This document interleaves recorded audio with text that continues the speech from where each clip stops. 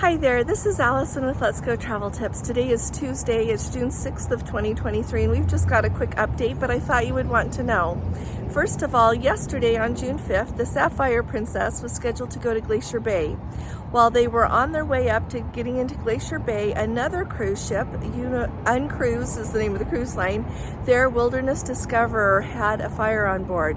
And it made it so that they were able to put the fire out just fine, but it made it so the cruise ship was not able to take care of the passengers and crew anymore. So the Sapphire Princess was close enough and answered the call, went over, sent out a tender, and brought on board the Sapphire Princess 52 passengers and 18 crew members from that Uncruise's Wilderness Discoverer. They took them right to the Savoy dining room and took care of all their immediate needs.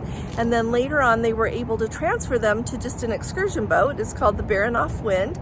And thank you to so many of our Let's Go family members. We've got you on board the Sapphire Princess, and a couple of you were so nice to let us know how everything was going and how it all went down. So anyway, they were able to transfer them to another ship.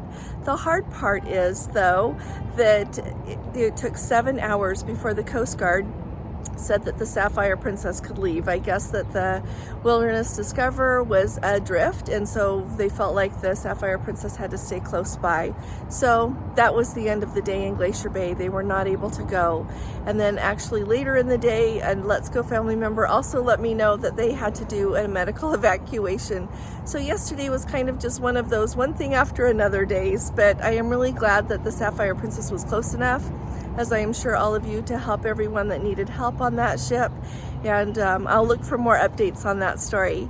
Another really interesting story is about the Sky Princess. Right now she is sailing in Norway, and Let's Go family members reported that they had to do generator maintenance while they were on board. And the captain was anticipating that they would be 2 hours late getting to Bergen. Well, it turned out they were able to finish that generator maintenance a little bit more quickly than they expected, and they actually were a couple of hours early getting to Bergen. The reason that I think that's really important to note is that when you're on a cruise, sometimes they have to do scheduled maintenance, and sometimes things happen that I think makes it so that they feel like, oh, we've got to take care of that before it becomes a bigger problem. So I don't know which that was on the Sky Princess, but I am really glad to hear that in the end it didn't end up interrupting their port calls.